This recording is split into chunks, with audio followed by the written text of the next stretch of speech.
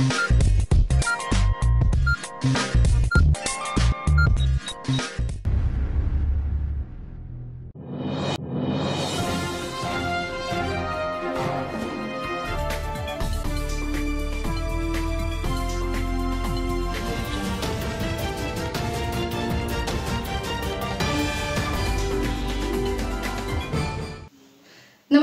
मी Gita. ADN बातमीपत्रात आपले स्वागत. आज दिवसभरात घडलेल्या घटनांचा आढावा आपण घेणारच आहोत. त्यापूर्वी नजर टाकूया आजच्या ठळक घडामोडीवर. चंद्रकांत खैरे यांना ठाकरे गटाकडून उमेदवारीची शक्यता, मात्र अंबादास दानवे यामुळे नाराज. स्वतः दानवे निवडणूक लढवण्यास इच्छुक असल्याचा त्यांचा खुलासा. उद्धव बाळासाहेब ठाकरे गटामध्ये अंतर्गत असलेले वाद चव्हाट्यावर आले असल्याचा शिवसेना शिंदे गटाचे आमदार संजय शिरसाट यांचा टोला. खैरे मला सातत्याने डावलत असल्याचा आरोप अंबादास दानवे यांनी केला आहे. त्यामुळे आता उद्धव ठाकरे गटात आणखी एक राजकीय भूकंप होणार का, या चर्चा रंगल्या आहेत. मी तर मागच्या 10 वर्षापासून लोकसभेसाठी इच्छुक. हे तर मी काय माझी इच्छा लपवून नाही ठेवलेली. ही पक्षप्रमुखांना सुद्धा माहिती आहे आणि म्हणून अजूनही कोणताही चेहरा साहेबांनी दिलेला नाही. निर्णय घ्यायला अजून बराच अवधी आहे. मी इच्छा व्यक्त केलेली आहे. त्यामुळं साहेबांनी जुना चेहरा किंवा नवा चेहरा असं कोणता निर्णय घेतलेला. अंबादास दानवेला मी नेहमी घेऊन चालायचो म्हणत ते मोठे झाले. त्यांच्यामुळे माझ्यावर इतर पदाधिकारी चिडायचे, असे मत शिवसेना नेते चंद्रकांत खैरे यांनी व्यक्त केले. जनता मला म्हणते, मी मागत नाही. जनता म्हणते की त्या ठिकाणी कोणत्याही परिस्थितीत खैरे साहेब तुम्हीच राहिलं पाहिजे. आणि हे 2 खासदार इथे आहे राज्यसभेचे आणि चुकून निवडून आलेले, ते कोणतंही कोणाचंही काम करत नाही, केलेलं नाही. आणि सगळे आपण आपला जिल्हा पाठीमागे गेलेला आहे. म्हणून त्या ठिकाणी तुम्ही हवं असं नागरिकांची मागणी, मतदारांची मागणी, माझी मागणी नाही. चंद्रकांत खैरेंवरती सर्वात मोठा आक्षेप सगळे हे जे अंबादास दानवे वगैरे मंडळी हे असं घेतात की त्यांनी नेतृत्व पुढचं उभं करू दिलं नाही संभाजीनगरामध्ये. मग अंबादास दानवे कसा मोठा झाला? तो कसा मोठा झाला? त्याला घेऊन मी चालवतो म्हणून बाकीचे माझे जे पदाधिकारी ते माझ्यावर चिडायचे. अरे काय तुम्ही त्याच ऐकतात हे मागे आले नाही ते. शिरसाट असं म्हणाले की महाराष्ट्रामध्ये असे अनेक नेते आहेत, त्यांच्या पक्षामध्ये कोणमारा सुरू आहे आणि ते नाराज आहेत आणि सोमवारी मोठा हादरा, राजकीय भूकंप शिंदे सेना देणार आहे. माझी तुम्हाला एक विनंती अशी की आपण जरा परत त्यांना विचारा कोण आहे तो माणूस, आणि ते सांगतील त्यावेळेस आता सांगा म्हणा, परवा कशाला सांगता, आता सांगा ना. उबाटा गटामध्ये अंतर्गत असलेल्या वाद चव्हाट्यावर आला आहे, असा टोला शिवसेना शिंदे गटाचे आमदार संजय शिरसाट यांनी लगावलाय. काल मी प्रेस कॉन्फरन्समध्ये येत्या सोमवारी राजकीय भूकंप घडणार असं एक विधान केलं. या विधानाचा अर्थ संभाजीनगर पर्यंत मर्यादित नव्हता. महाराष्ट्रामध्ये अनेक नेते जे असे आहेत जे त्यांच्या पक्षामध्ये त्यांची जी काही कोंडमारा होतोय किंवा त्यांना जो काही त्रास होतोय ते त्याबद्दल नाराजी व्यक्त करून ते आमच्याकडे येण्याच्या मनस्थितीत आहेत आणि त्याचा फैसला हा सोमवारी होणार आहे. परंतु मी बोलल्यामुळे शिवसेने उबाटा गटामध्ये जी काही नाराजगी व्यक्त व्हायला लागली किंवा भांडणं व्हायला लागली, मला वाटतं त्यांनी हे माझ्या गोष्टीला सिरियस घेण्यासारखं नाहीये. त्यांच्यात अंतर्गत असलेले वाद आता हे चव्हाट्यावर आलेले आहे आणि म्हणून कुणाला उमेदवारी द्यावी, कुणाला देऊ नये, हा उबाटा गटाचा प्रश्न आहे. परंतु माहिती 100% एवढी खरी आहे की चंद्रकांत खैरे हे खासदारकीचे उमेदवार असणार. तसे संकेतही त्यांना दिले, त्यांनी पूजा अर्चा केलेली आहे, काहीतरी कार्यालयाचा शुभारंभही केलेला आहे. म्हणून त्यांच्यातल्या वादाचा आणि माझ्या भूकंपाचा काही तसा अर्थार्थी संबंध नाही. ज्यांना कुणाला यायचं असेल त्यांनी आमच्याशी संपर्क साधलेला आहे आणि त्याच्या काही दिवसात तुम्हाला समोर येणार आहे. म्हणून त्याच्यावर आज भाष्य करणे योग्य नाही. परंतु एवढं निश्चित आहे, उबाटा गटामध्ये आतमध्ये धगधग अत्यंत जास्त प्रमाणात वाढलेली आहे आणि आता कोण राहतील याचा ते स्वतः सुद्धा सांगू शकणार नाहीत की आमच्यामध्ये आता कोण शिल्लक राहणार आहे. म्हणून आमदार असतील, काही नेते असतील, काही कार्यकर्ते असतील, यांची आता रोज तुम्ही जर पाहत असाल तर वर्ष निवासस्थानी, मुख्यमंत्र्यांच्या निवासस्थानी रोज ह्या पक्षप्रवेश होत आहेत आणि ते सगळे उठावा गटामध्ये मॅक्झिमम आहे. म्हणून आता शिवसेना ही खऱ्या अर्थानं शिवसेना प्रमुखाच्या विचाराची शिवसेना ही महाराष्ट्रामध्ये एक खंबीरपणे आपले पाय रोवून उभी राहील एवढं मात्र निश्चित आहे. शहरातील मध्य मतदारसंघात आमदार प्रदीप जयस्वाल यांच्या विशेष प्रयत्नातून जुबली पार्क येथील डॉक्टर बाबासाहेब आंबेडकर पुतळा आणि टीव्ही सेंटर परिसरातील छत्रपती संभाजी महाराज चौक सुशोभीकरण कामाचे भूमिपूजन जयस्वाल यांच्या हस्ते करण्यात आले. मध्य मतदारसंघात आमदार प्रदीप जयस्वाल यांच्या विशेष प्रयत्नातून जुबली पार्क येथील डॉक्टर बाबासाहेब आंबेडकर पुतळा आणि परिसर सुशोभीकरण करण्यासाठी आणि टीव्ही सेंटर परिसरातील छत्रपती संभाजी महाराज चौक सुशोभीकरण करण्यासाठी प्रत्येकी 5 कोटी रुपये निधीची तरतूद करण्यात आली आहे. या कामाचे भूमिपूजन शनिवारी मध्य मतदारसंघाचे लोकप्रिय आमदार तथा महानगर प्रमुख प्रदीप जयस्वाल यांच्या शुभ हस्ते करण्यात आले. ह्यावेळी सदर कामाबाबत अनेक पक्ष संघटनांमधील नेत्यांनी त्यांच्या कामाचे कौतुक केले, तर आमदार जयस्वाल यांनी सदर कामाविषयी माहिती दिली. कधी मिळत नाही, सँक्शन होत नाही, परंतु त्यांच्या प्रयत्नामुळे या ठिकाणी झालेला आहे. मित्र, या शहराची लोकप्रियता या ठिकाणी अजंता आहे, येल्लोरा आहे, इथं घृष्णेश्वर मंदिर आहे, या ठिकाणी बीबीचा मुखबर आहे, पानशेकी आहे. देशाविदेशातून या ठिकाणी मोठ्या प्रमाणामध्ये पर्यटक येत असतात. या शहराची ख्याती सगळ्या जगभर आहे. म्हणून हे शहर तेवढं सुंदर झालं पाहिजे, चांगलं झालं पाहिजे. या शहराला शिस्त लागली पाहिजे, या शहराची उंची वाढली पाहिजे, कारण उंची तर अगोदरच वाढलेली आहे. आणि डॉक्टर बाबासाहेब आंबेडकरांनी या शहरामध्ये, या जिल्ह्यामध्ये, या मराठवाड्यामध्ये शिक्षणाची क्रांती या ठिकाणी घडून आणली. या शहरामध्ये पीपल एज्युकेशन सोसायटीच्या नावाखाली एक प्रचंड शैक्षणिक क्षेत्र या ठिकाणी उभा करण्याचा प्रयत्न झालेला आहे. म्हणून या शहराला अनन्य साधारण महत्व आहे. या ठिकाणी सर्वच उपस्थित बंधूंना भेटून जाताना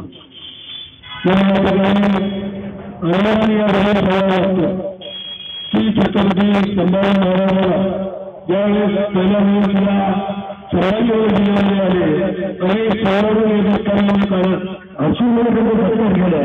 पुन्हा बनणार होतं तिथं धातूला सत्कार झाल्यानंतर की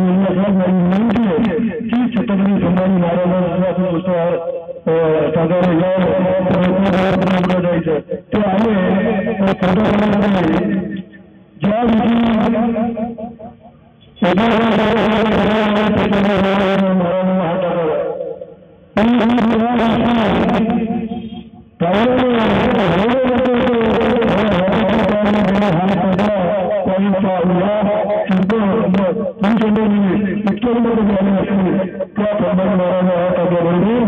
ज्या कानात बोलण्याचा माझी एक विनंती आहे. तर मला 5 कोटीला दिलं तर त्याच्यानंतर माननीय एकनाथ शिंदे साठे तुमचे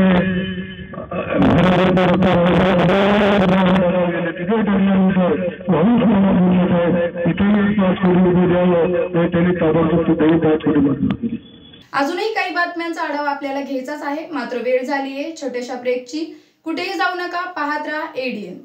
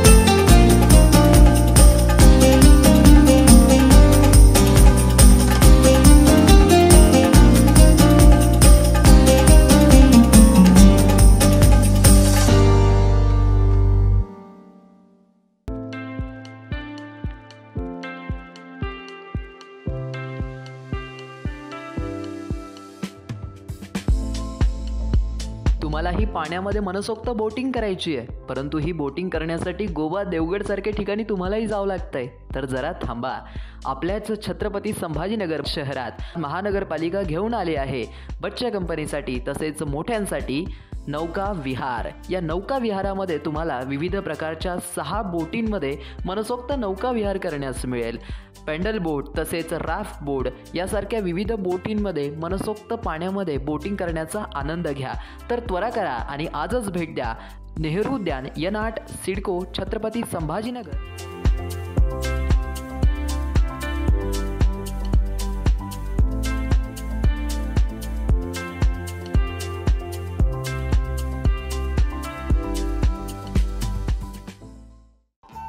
दिवाळी धमाका. छत्रपती संभाजीनगरमध्ये प्राईम लोकेशनवर आलिशान 2 BHK row houses. Beed bypass road, Satara परिसरापासून फक्त 200 मीटरच्या अंतरावर. हिवाळी पाटील लॉन्स पासून फक्त 400 मीटरच्या अंतरावर. आकर्षक किमतीत रो हाऊसचे मालक व्हा आणि आकर्षक बक्षिसे जिंका. किंमत फक्त 51 लाख पासून पुढे. विकसित क्षेत्रात अधिष्ठान आहे. वैयक्तिक रो हाऊससाठी प्रशस्त पार्किंग, त्याचबरोबर private garden, video door bell, सौर सिस्टीम. जागेचा पत्ता प्लॉट क्रमांक 14P 15 24 25P, Beed bypass, Satara परिसर, छत्रपती संभाजीनगर, औरंगाबाद. खरेदीसाठी आमचा कॉन्टॅक्ट नंबर आहे 9860056488. सर्व बँक कर्ज उपलब्ध आहेत. अटी आणि शर्ती लागू. मस्त मास्क पहना रे तूने. Thank you sir. वो जान बचाने के लिए पहनना पड़ता है ना सर. रेडीमेड है या टेलर मेड है? ऑनलाइन ऑर्डर किया है सर. एक और है ना सर. देना. बहुत मस्त लगी आपको. ये ना सर. सर सर सर ना भाई, जान बचाने के लिए बाइक चलाते वक्त सिर्फ खोपड़े पे मास्क पहनेगा तो खोपड़े को कौन बचाएगा? समझ गया सर. हेलमेट ऑनलाइन ऑर्डर कर, वरना हमेशा के लिए ऑफलाइन हो सकता है. Okay sir. ये ले. चल हम ये भी ऑनलाइन भर दे. हेलमेट पहने, ट्रैफिक नियमों का पालन करे, जिंदगी के सफर को सुरक्षित रखे.